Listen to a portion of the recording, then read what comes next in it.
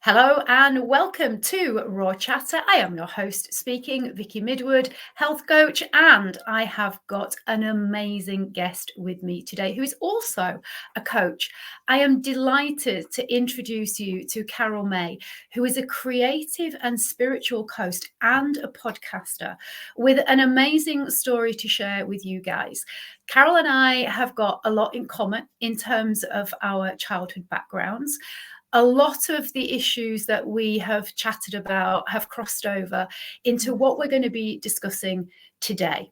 But before I let you into the topic of today's podcast, I want you to hear from Carol herself what actually got her into doing what she now does. So, Carol, welcome and over to you. Thank you, Vicky. And yeah, it's always interesting. It's like, and it's interesting now being on the other side of like, I'm going to have to answer that. But the easiest way to answer that is just my life guided me into doing the work that I did. I am doing as well. And everything that I've always done has pretty much been me going for what it is that I want to go for, so I've always wanted to live a life of creativity. I wanted to do music, so I followed that through for many years, and it brought me many experiences, like trying to get into such a competitive industry and dealing with years and years of rejection and what that does to you as a person. It can crush you, and especially when you're kind of giving your heart, you're writing your own songs and you're exposing it, and it just doesn't seem to make the cut, so that then builds up a real resilience and discipline with you to keep believing in yourself and never give up.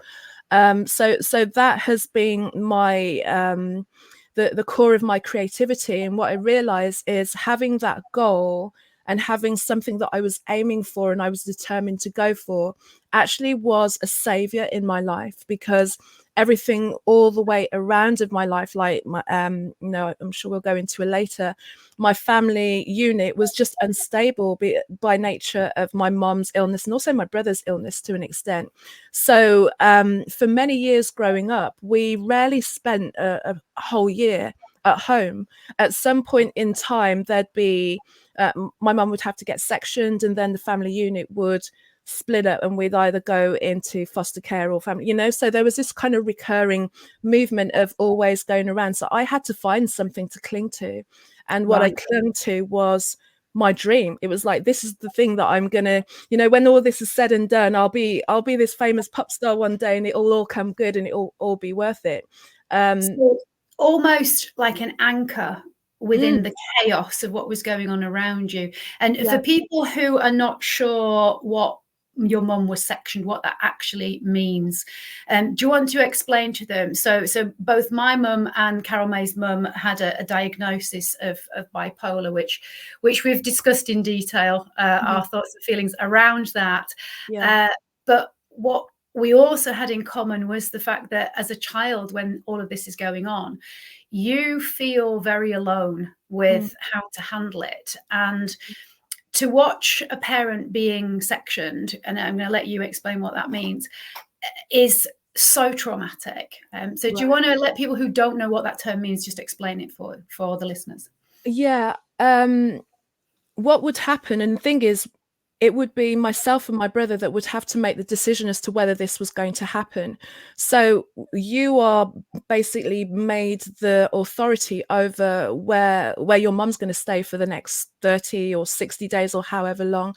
And what a section is basically they just kind of remove her from society, place her on a locked, pretty much is an imprisonment of sorts, psychiatric hospital, and then she goes through treatment, or she would go through treatments of psychiatric medication and all of that kind of thing. And the thing that's so traumatizing about that is, one, you're making a decision that you don't really fully understand the ramifications of, because you don't really know what goes on. And that, by making that decision, as I think I was having to make decisions like that from like 8-9 years old. I was the oldest one in the family. So they, and there'd be like social workers and kind of aunts and that would meander in and out. But like ultimately the person who would have to say like, is this what you want to do, would be, it would be down to you to like say the yes or no about that. And then by saying that, because then there was no adult in the household, it would then mean that we wouldn't be able to stay at home. So then we'd go into foster care or children's homes or things like that. And then it just got to a point where I was about 14, 15, where I just stopped going. I was like, I'm not going anywhere. I can't keep going in and out, So with that always happening with the home, and just to kind of say, when the section was over, there would be a point in time where my mum would be released back home. And then we'd just all go back home and try and get on with life and go back to the regular school that we went to. And, there was no conversation about that. Yeah, as if nothing had happened, and we get on and no one would say, how are you, or anything like that. And in the interim of having to go and then visit her when she was sectioned, you're going to a place where it's not even like, to be honest, I don't go to hospitals that much anymore. I'm like so against the whole establishment. But one of the things that I'd always remember is you go somewhere and then you'd have to buzz yourself in. And I realize there's a lot of security around hospitals, but then, you'd have to come in and sign a book and this kind of thing. So there was an element of incarceration going, and Absolutely. And then it's also, you go into a room where, like, sometimes my mom had a room to herself, or sometimes she had to share with other people.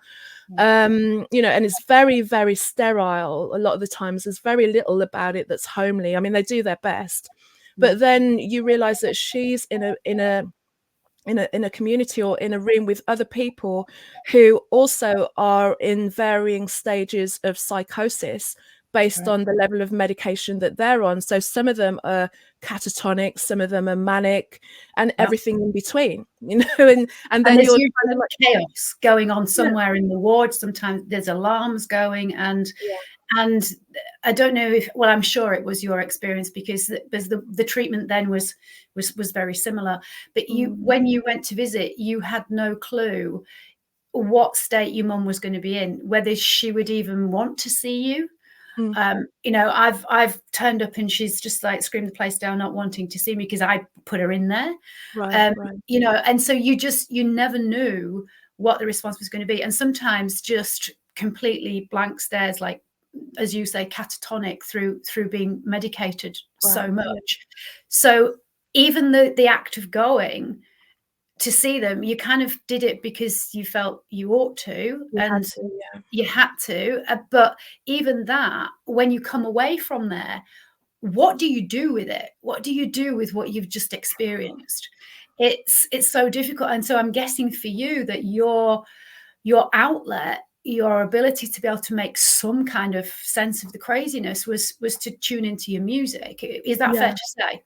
Yeah, I'd say that for sure. I mean, one, I'd realized that I could lean on that. I saw the magic in the music as well. The fact that I was able to write songs and play music. And this is the thing, when I think about it, going backwards, it's like, there would be times when my mum was present and when she was in a period of wellness, that she was able to find the money out of the little money that she was getting to buy a piano, a real piano, not even just I don't know how she did it, and then be able to take us to piano lessons and, be involved in the church. And then, then she'd either go up or down, and then that would kind of break down. So for me, it was always that creativity. I was very much into books and just reading and everything. So I'd find solace and comfort in my inner world. And also from a very early age, I was journaling, might be writing little lines. But it's interesting that the other day I found some of my old early songbooks that I was writing in from like 1988, when I was my handwriting's completely different, but I always had a book going on that I would be writing songs or poems or something. So I was always channeling something. And then it was putting the two and two together, going, where's all this coming from? Because as a student, as a music student, your teacher will say, go to the shop, buy this book, and then we'll learn how to play the music. So initially you think music comes from books, but then when you start to write your own stuff, it's like, whoa, this is not coming from a book. where's it coming from? And that's where I started to make that connection of it being spirituality. There's a spiritual aspect to that.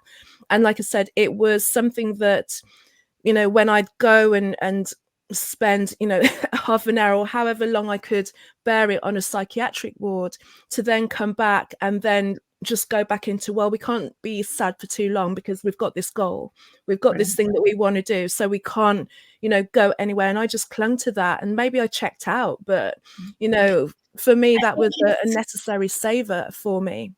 I think so many people can probably resonate with that if they have struggled with a family member with any kind of psychiatric illness.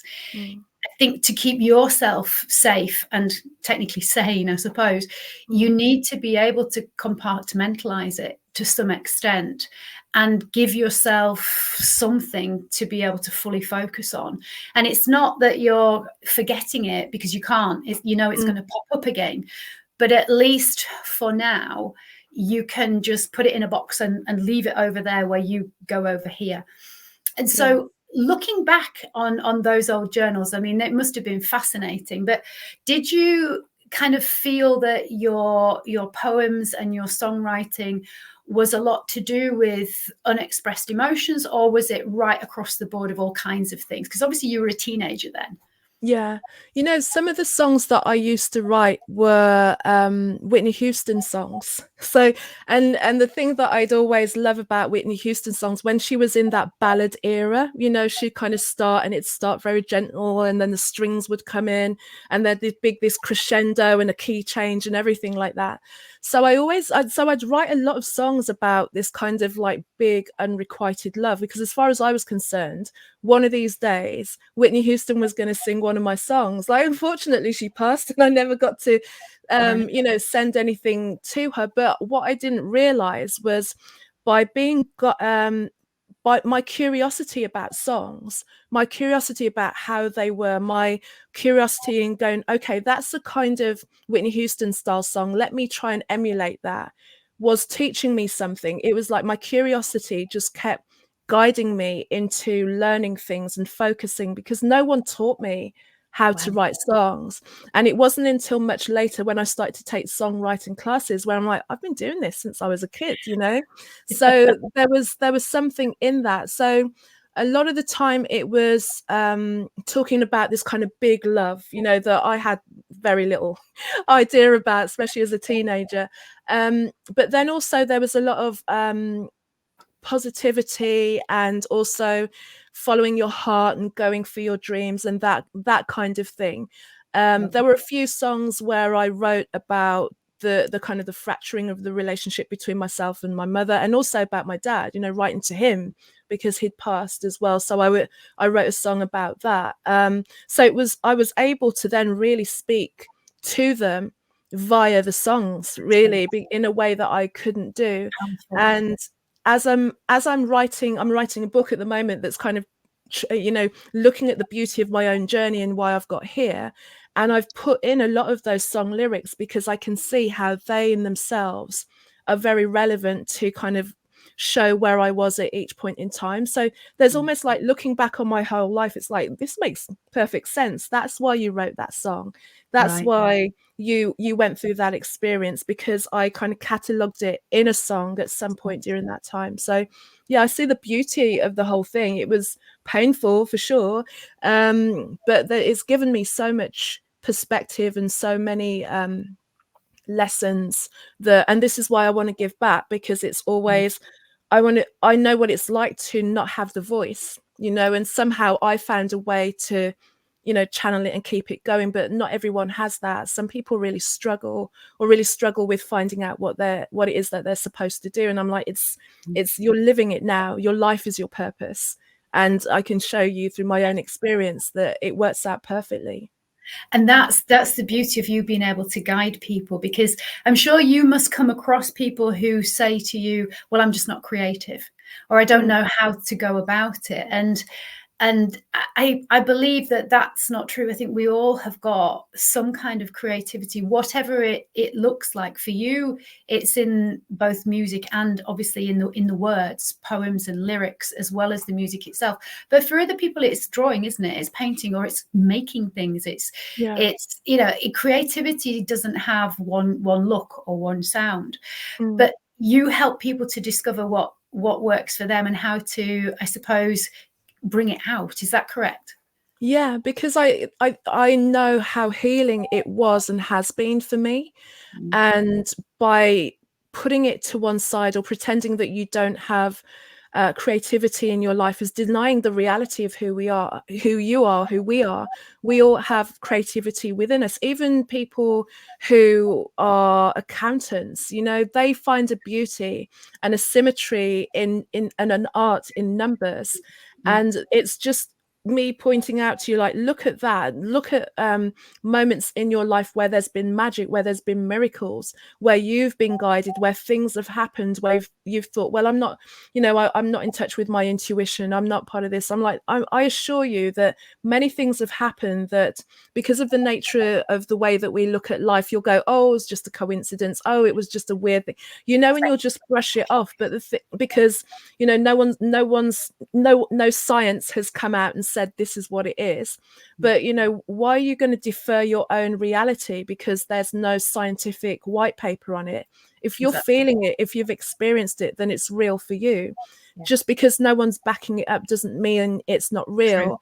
And the hard part, I think, for all of us is to just believe in what it is that we experience, that it is real, that I am seeing this, that I am feeling this, as weird as it is, and as mad as people will think that I am for saying it.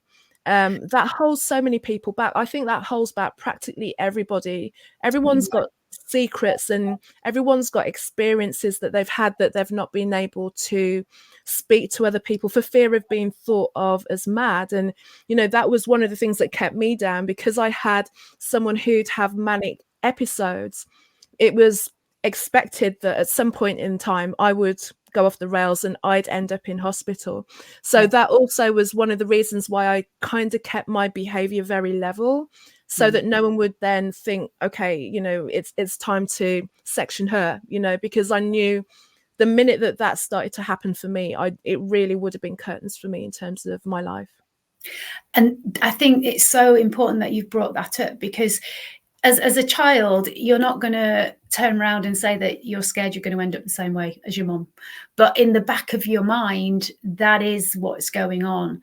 And as you said, people have got this fear of speaking out or being creative in whatever way it looks like for them, because of the judgment of others.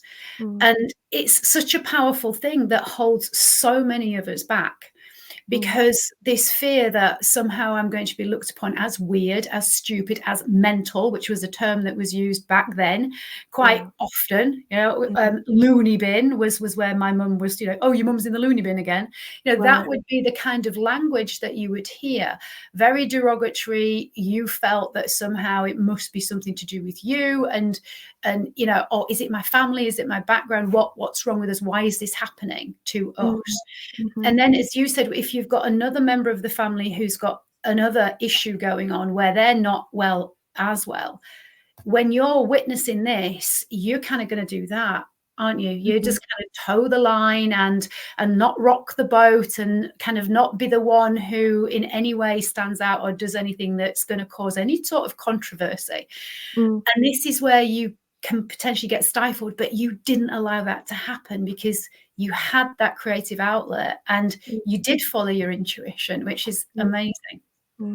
But I did, I had to, it wasn't just my fear, but it was also almost like a commendation on my life that it was going to happen at some point.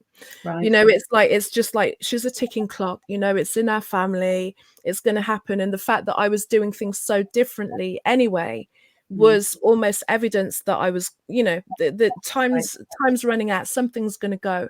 And many people kind of used it as evidence against me, to kind of have the majority of the family believe that I had a latent undiagnosed mental condition, And there are Wow. many people that still believe that to this day.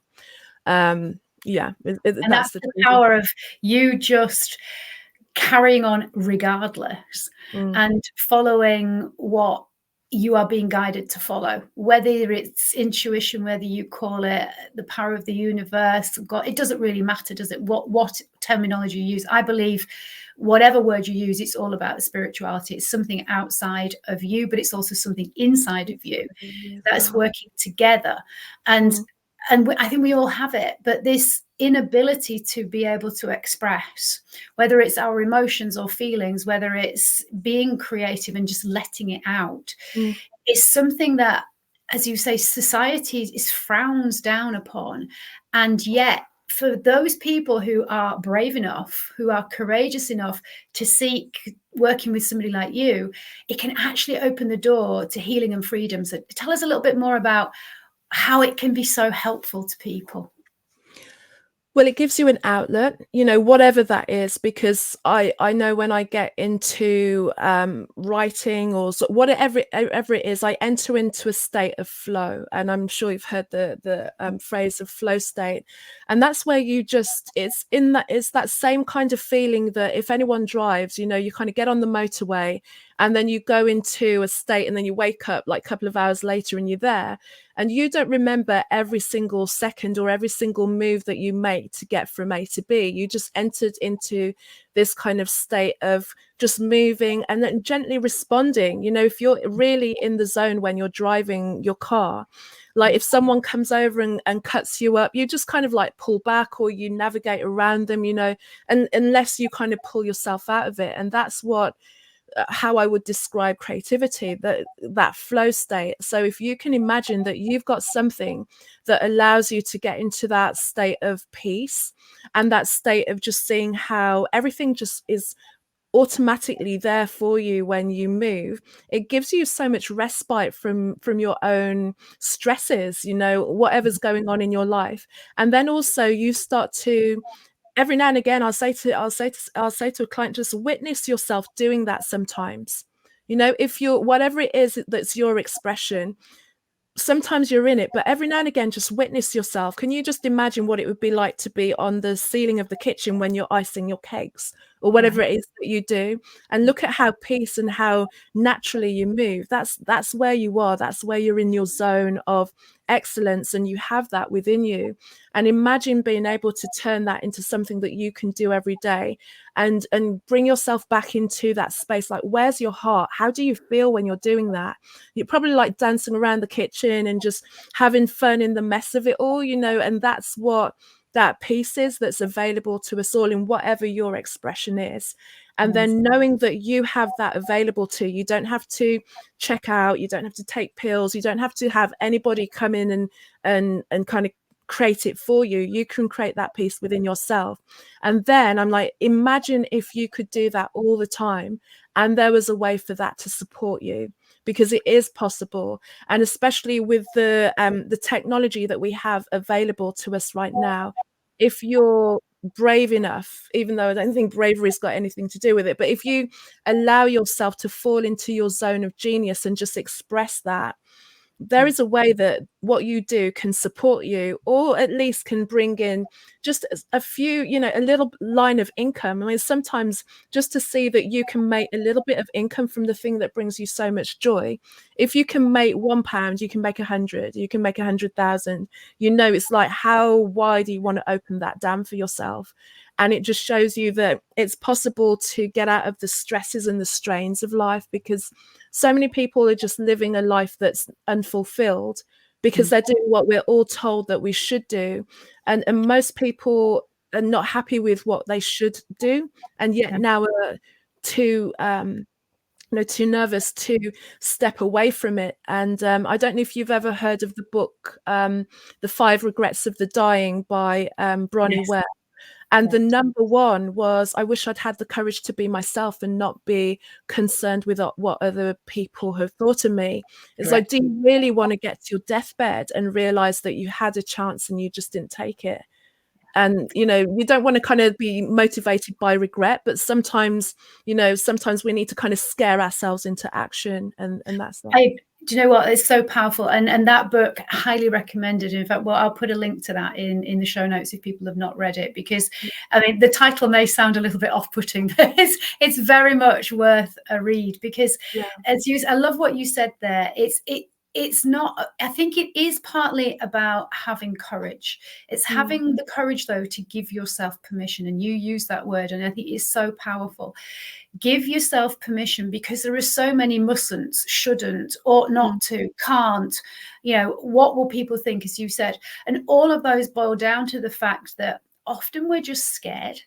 Yeah. We're scared that what if I have a go and I'm rubbish?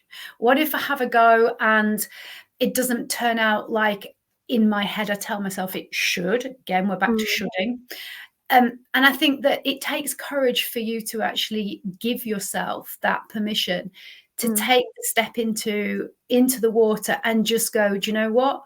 Just let me try it and let me just see what happens. But as kids, we're not taught to do that, are we? And I think that is not helpful, particularly at school. Everybody wants to know what is the outcome before I have a go. And anything as humans where we don't actually know what the outcome is going to be, we're going to be nervous about. There's going to be some fear, but rather than being scared of it, make your fear your excitement and give yourself the permission. But that's what you help people to just do, that, isn't it? So how do people work with you, and tell us about what it kind of looks like if they want to start on the journey with you?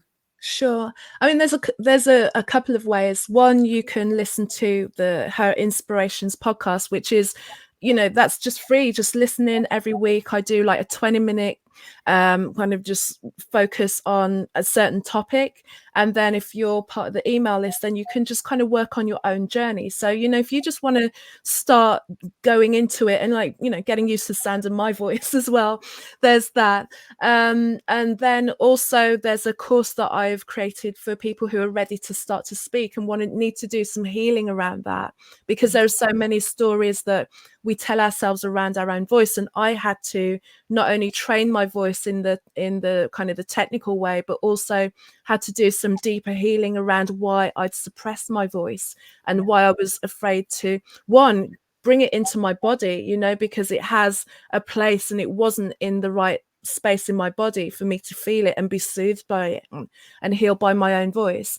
And then going deeper, then if you want to kind of come with me, there's like a 1-to-1 and a 3-month program of really finding out what it is that you want to create in this world, what visions you've had for yourself, what you may have left behind, or what you think is not available for you anymore. And as long as your pulse is still going, you're not dead. It's not over. There are so many people that are inspiring us. There are so many women that I follow on Instagram that are in their 60s and 70s and 80s that are just out there showing that it's never done until they kind of screw the screws in the box and they put you down. It's not over. And I know that personally I never want it to be over for me until I decide that it's time for me to move over.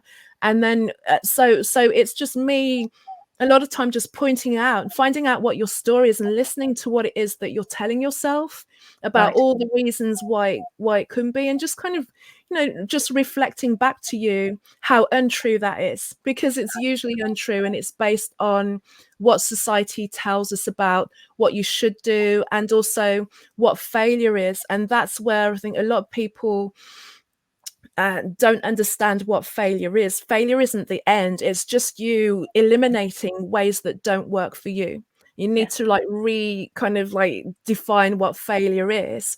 And as you start to eliminate what doesn't work for you, your way and your method then becomes clearer for you, because we all will get to our own destination in our own particular way. And but we can follow other people's strategies to get started, but then there comes a point where you need to really kind of refine what it is to be you and embrace failure and move on from it quickly, and also pick who you listen to. Like if I'd say that one of the most powerful things you can do is really eliminate the voices of people who are not doing anything with their lives to give you any kind of guidance or inspiration or advice when they're doing nothing. You know, it's like the peanut gallery is so loud, but so few people are doing anything. And if I'd have listened to the people that told me to give up my podcast years ago, like, you know, well, I was never going to, but it was just interesting, like, you know, because like at that point in time when I was getting that kind of feedback, I was like, just the gore at that point. I'm like, how could you possibly, like, you don't even know how much work it takes to do that. And it's not me bemoaning the work, it was the conversations and the things that I was creating as a result. It's like all you can see is that I'm not getting an income from it. I might not be getting financially compensated for it, but I've got so much more, you know. And to date, I've put out over, you know, 180 episodes of that, and the conversations that I've had with women and men all over the world. If I'd have given up, I would never have had that. If I'd have given up back then, I would not be speaking to you today, Vicky. So, you know, there's all of those things as well. So be really selective in who you listen to. And sometimes you've got to just block out all the noise and really focus on yourself and hear yourself. Yeah, I think you've shared so many powerful things. I'm just going to pick out some of the key ones that stood out for me. There is, I think, listen and be inspired, and maybe even try to emulate people that light you up to start with. Thinking about what you shared about trying to copy Whitney Houston to begin with, until you found your style and your own way. And you know, looking back, I did exactly the same thing when I started out in my job. I copied who I thought was an excellent instructor who was up there in the limelight, until I found my own style and my own way of being. And then you start getting comfortable with you as you get more confident in your technical abilities. And what you shared about failure, so agree with that. I always say to my clients, failure is just feedback. Right? It's giving you information, and utilize it. It's either telling you that didn't feel good, or the outcome wasn't quite what you expected. So ditch that, try it a different way, and keep on doing it. Because the more you can get curious with what doesn't work for you, the closer you're getting to finding out what does. So failure, as you quite rightly said, embrace it. And then, yes, definitely be careful who you listen to. People who don't understand things in general are the ones who discredit them and put them down. And it's purely because of lack of knowledge, you know, and it's true across the board for so many things. The biggest critics are the ones who don't understand stuff. Once they get an understanding, or they've actually tried it for themselves, then they very often change their minds. But these tend to be the people who are the ones sitting watching TV, not doing a great deal with their lives, who are criticizing people who actually are getting off their butt and doing the stuff that actually lights you up, whether it makes you actual money or not. Because I think you probably agree with me on this. When we talk about wealth, it's not just about finances, is it? Being wealthy it's quality of life. And, you know, I really do feel that that's something, again, we need to talk about more, because everybody goes straight to wealth as being finances, and it's not. You know, I feel very wealthy in that I've got a family who care about me, and, you know, I do a job that I love, and like you said, meet amazing people. And that's not, I'm not making money from it. But do I feel like a really wealthy human? Yeah, because of experience in life. This is what people get from you, I think, isn't it? Yeah. And if I think of the conversations that I've had, you know, I've been able to, like, my mind goes from one extent to the other. Sometimes we go off in the woo, you know, and I can like have the conversations that I've yearned to have for so many years, and then put it out, and then get the feedback from other people. And sometimes those like DMs of someone going, you know, that was the message that I needed to hear at that time, is just worth so much. Or they listen to someone and they start working with someone, you know, like, and it just kind of creates this network of connection where they then start to trust my discernment when it comes to having conversations. So, you know, you just kind of build your social wealth you know, which is like your reputational wealth, which is something that money pretty much cannot buy. You know, you can get a certain way and then it will all fall to bits. But if people know that you're able to connect with people that they can trust,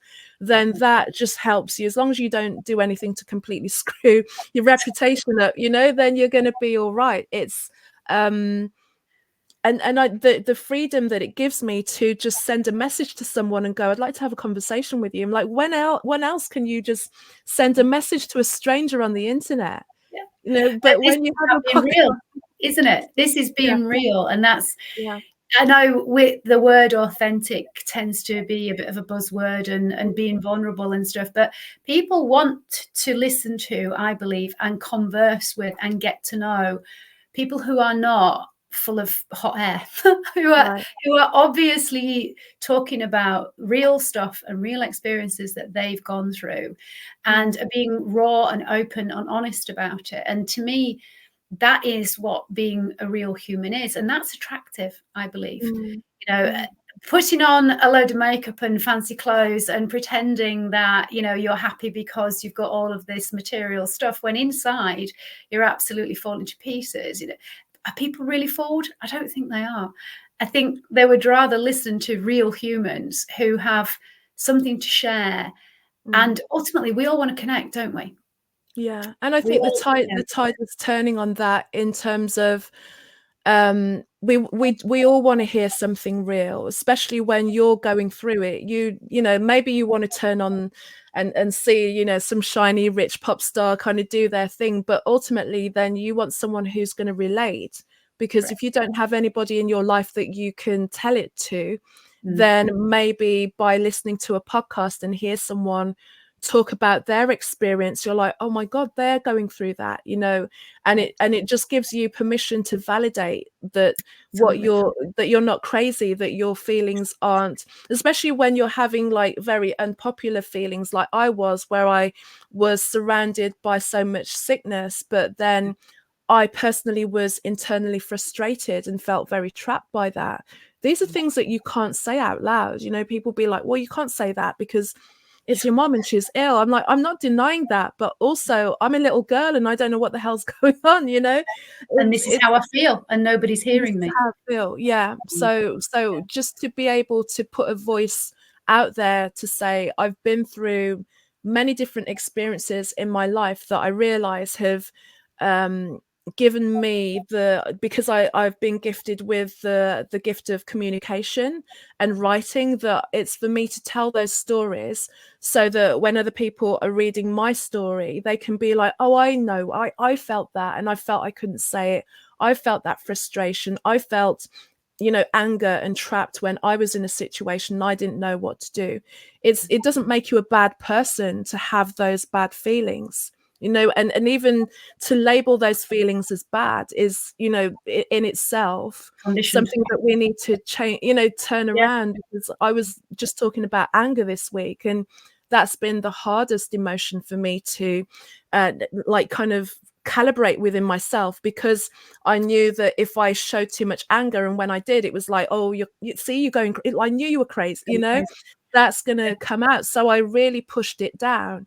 And for me, then it's taken a while to find out, how can I express anger in a way that is forthright and true to myself without feeling that I'm losing it or anything like that, because I pushed my anger away for so long, and it became like a real kind of shadow part of myself that then started to come out as sarcasm and passive aggressive behavior, and, you know, just, you know, and I recognized it in myself when I'm going to that, and that's coming out of me, I know that something's not being dealt with, and I need to be like, you know, that's not really who I am. You know, I'm not a saint, but I'm definitely not that bitch. So, you know, so I need to, like, you know, when I feel that I'm steering into that, there's something that I'm not dealing with. There's something that I'm trying to pretend, and it's kind of trying to force itself in front of me for me to look at that. So yeah, I help people in all ways, and really just look at your emotions and own them, you know, and own the gift of those emotions, especially when you're creative.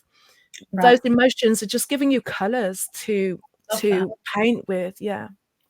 And what you just shared there is so important, because we do think that certain what classed as negative emotions or bad emotions, but ultimately they're all just emotions.